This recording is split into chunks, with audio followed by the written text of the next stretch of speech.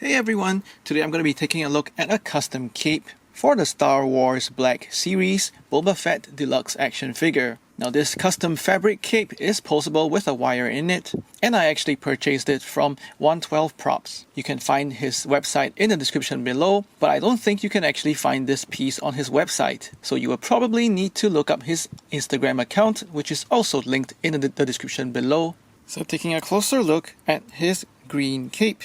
It's actually magnetized over here, so you can actually remove it anytime you want.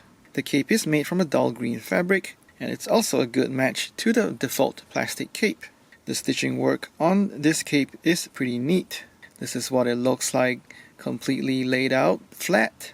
The posable wire is well hidden down the sides of the cape, and the stitching is also neat to hold that wire in place. On the bottom of the cape, there's also some handmade tethering, just to make the cape look and feel organically worn out. On the inside of the cape, likewise the stitching is just fine along the sides, and you can see the magnet hidden beneath the fabric over here. So overall, I'm pleased with how this custom cape turned out. In the next segment, I will show you how to embed the magnet in Boba Fett's shoulder so that you can put this cape on. First, you will need to gently peel the soft plastic cape off his shoulder. You will notice that there is a square peg on that cape, and that square peg fits into the square hole at the top of his shoulder. After removing the cape, we can see that there is a hole over here for the rectangular peg. We'll need to enlarge this hole so that we can fit this flat magnet into that hole. This flat magnet also comes together with the cape. The magnet is about 5mm in diameter, so you will need to remove material that I've marked out over here in black. Just make sure that you're removing material towards the back of the figure, so that in case if you mess it up, it won't be visible from the front of the figure.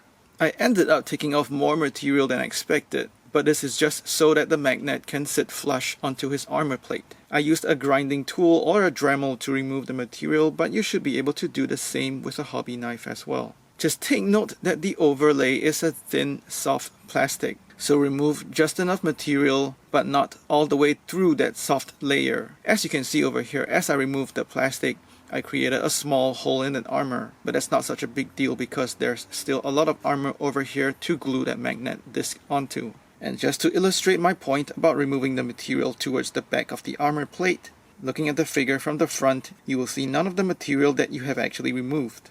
Before you glue the magnet onto that armor plate, you just want to take note of the polarity of that magnetic disc. This is the underside of the cape, and if you throw that magnetic disc on, mark the magnetic disc so you know that this is the underside of the disc that would be glued onto the armor plate. So this is what it looks like with the magnetic disc super glued on, and as we move to the front of the figure, you can see that the magnetic disc is barely visible on the front of the armor. And now throwing on his cape, you will barely notice that there is a magnetic disc there at all. As a small bonus, and since he also gave me an additional magnetic disc, I'm also going to attach this to the default plastic cape so that I can switch between the fabric and plastic capes when I want. You will just need to remove a little bit of plastic from this peg on the default plastic cape. You can remove about that much material from that rectangular peg, leaving just a bit of the front of that plastic peg in order to hide that magnetic disc behind it. And now I've glued that magnetic disc onto the plastic cape, and I can just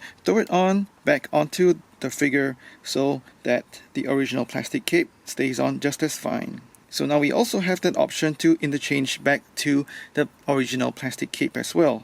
So of course, with this posable fabric cape, it does not hinder any of the figure's articulation. It's up to you how you want to pose that cape. And here he is with the cape in his more vanilla pose, neatly gathered by the back on his side. There's also definitely an option to have him in an action pose, with the cape draped around his left arm, getting ready for action and charging into battle.